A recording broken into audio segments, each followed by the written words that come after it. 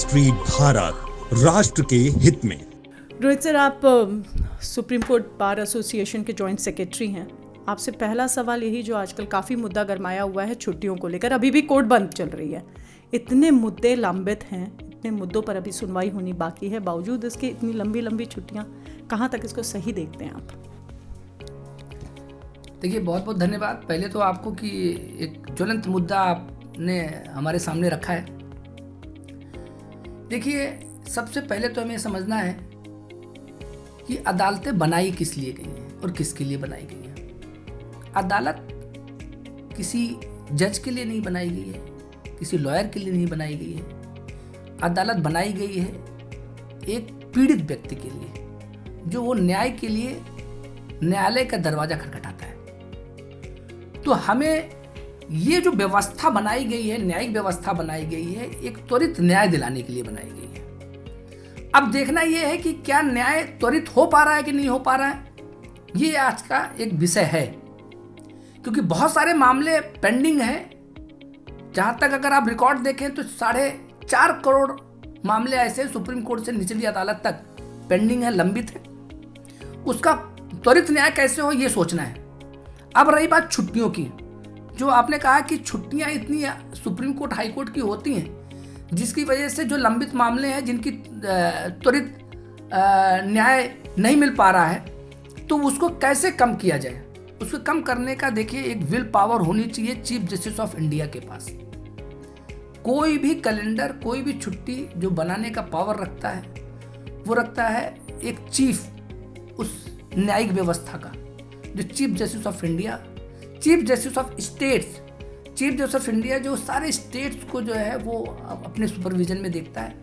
और जो स्टेट्स के जो चीफ जस्टिस हैं, वो जितने डिस्ट्रिक्ट्स हैं, स्टेट के डिस्ट्रिक्ट्स हैं, उनको वो सुपरवाइज करता है कि मामले कौन कौन से पेंडिंग हैं, कितने मामले पेंडिंग हैं, कितने मामलों को किस तरीके से त्वरित न्याय देकर के न्याय दिलाना है, वो उनको सोचना है। तो ये एक न्याय कैसे होना है और न्याय की व्यवस्था कैसे और सुदृढ़ करना है, ये जो सुप्रीम कोर्ट, ये हाई कोर्ट के जो सीनियर जजेज हैं, उनको डिसाइड करना है। बिल्कुल।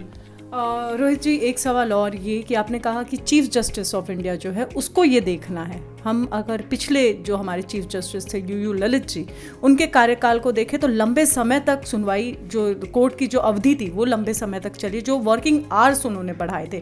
क्या इससे छुट्टियों को कंपनसेट किया जा सकता है? बिल्कुल। देखिए, ये तो बहुत बड़ी पहल भी होती है। ये जजेस पे डिपेंड करता है। और जजेस कभी कभी देखिए, सुप्रीम कोर्ट को या हाई कोर्ट को, वो दोनों पक्षों की बातें सुन करके उनसे कभी कभी वो कहते भी हैं कि अगर हम इसको, आपकी हियरिंग, अगर हम इसकी अवधि बढ़ा लेते हैं, अगर हम आज ही इसको डिसाइड करते हैं, तो ये डिसीजन एट द मोमेंट होता है, ये कोर्ट का खुद का डिसीजन होता है। और ये एक अपने एसओपी में जो ये एक सर्कुलर निकाल करके बार को देते हैं ये लोग।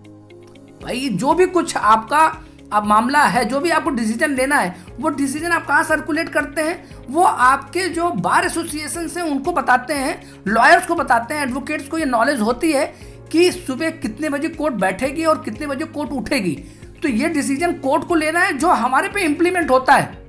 अगर ये तो कोर्ट का काम है, कोर्ट अगर हमें कहेगी कि 7 बजे तक कोर्ट चल रहा है, तो लॉयर भी वहाँ 7 बजे तक होगा, वो अपने टर्न का वो इंतजार करता है।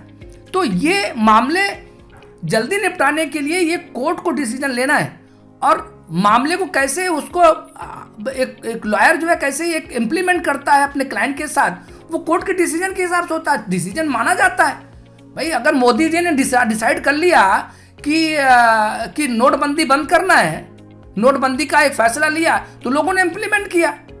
तो इम्प्लीमेंटेशन करना, जब आप कोई एक डिसीजन मेकर, जब आप कोई डिसीजन लेकर के कोई इम्प्लीमेंट करने के लिए हमारे सामने रखता है, तो हम बाउंड होते हैं करने के लिए। तो लॉ है, उनका भी अगर रूल बना दिया तो रूल के हिसाब से हमें चलना है। तो यही ताना बाना है सिस्टम का। मुझे लगता है कि न्यायिक प्रणाली को और अच्छा बनाने के लिए हमारे जो देश के चीफ जस्टिस ऑफ इंडिया हैं, उनको अब आने वाले जो अभी चीफ जस्टिस ऑफ इंडिया है जस्टिस चंद्रचूड़, मुझे लगता है कि एक उनका बहुत बड़ा आने वाला एक बहुत बड़ा फैसला होगा कि 9 बजे तक वो कोर्ट में बैठे। ये बहुत बड़ी बात थी कि एक मामले को सुनने के लिए कोर्ट में 9 बजे तक बैठना एक बड़ी बात है। तो ये इस तरीके के मामले को जल्दी निपटाने के लिए आपको ज़्यादा समय देना पड़ेगा, छुट्टियां कम करनी पड़ेंगी। तो समय ज़्यादा लेना पड़ेगा, छुट्टियां कम करनी पड़ेगी। और आपने कहा कि इम्प्लीमेंटेशन आप करेंगे, अगर आपके पास फैसला आता है, अगर कहेंगे 9 बजे तक तो 9 बजे तक आप बैठेंगे। एक शब्द है सर कानून का, सू मोटो। क्या बार कोई इस पर सू मोटो लेगा? क्या बार अपनी तरफ से वकीलों के एक समूह के साथ खुद CGI से ये अपील करेगा? क्या कहना आपका कि क्या वकील चाहते हैं कि उनको छुट्टियां मिले, वो घर पर बैठे, या क्या सोच रहेगी इस पर? वकीलों की क्या इस पर राय है? देखिए, मैं आपको बताऊं कि क्योंकि मैं रिप्रेजेंटेटिव हूँ बार का, तो मैं उतनी ही बात कह सकता हूँ, क्योंकि मुझे पता है कि हमारे यहाँ भी बहुत सारे ऐसे लॉयर्स हैं। अगर आप यंग जनरेशन को लेके देखते हैं, अगर आप जो जूनियर लॉयर्स हैं, देखिए वो हर दिन काम करते हैं और बड़ी मेहनत से काम करते हैं।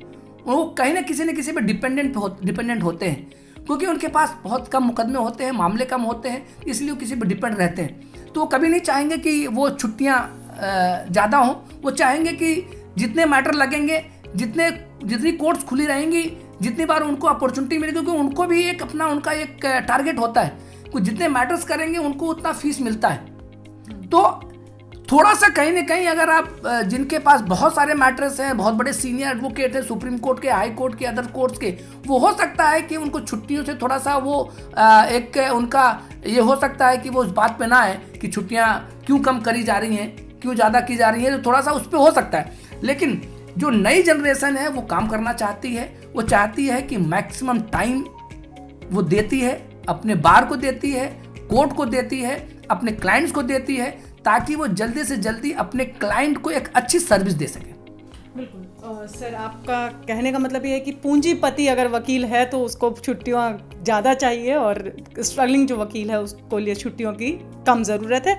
आगे बढ़ते हैं, आखिरी सवाल पर आती हूँ सर मैं कि एक संस्था, अगर ऑर्गेनाइजेशन के तौर पे बात करें, सुप्रीम कोर्ट न्याय व्यवस्था एक अपने आप में एक ऑर्गेनाइजेशन है।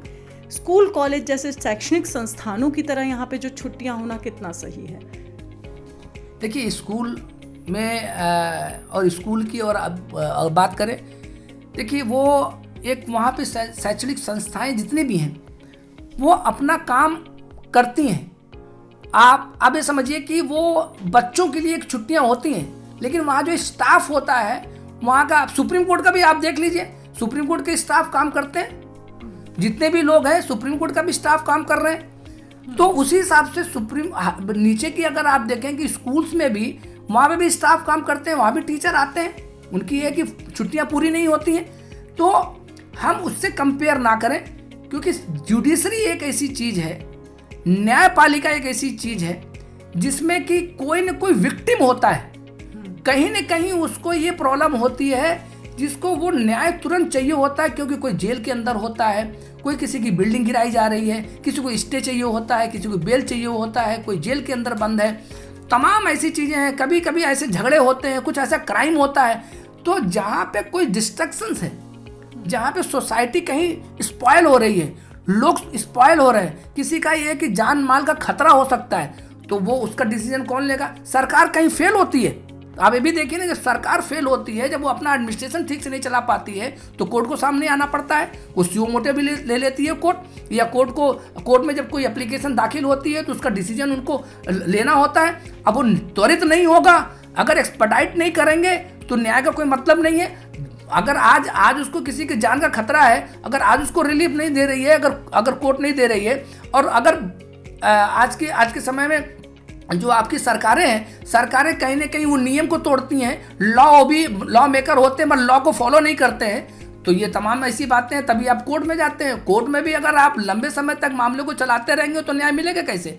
तो न्याय दिलाने के लिए हमें एक विल पावर की ज़रूरत है, जो हमारे होने वाले जो अभी के चीफ जस्टिस ऑफ इंडिया हैं उनको डिसाइड करना है, और डिसाइड करके वो इम्प्लीमेंट कराएगा, और हम लोग इम्प्लीमेंट करने के लिए तैयार हैं। हम भी अपने क्लाइंट के लिए हैं। हम भी चाहते हैं कि कोई मामला जल्दी उसकी सुनवाई हो और उसको जल्दी उसको फैसला दिया जाए।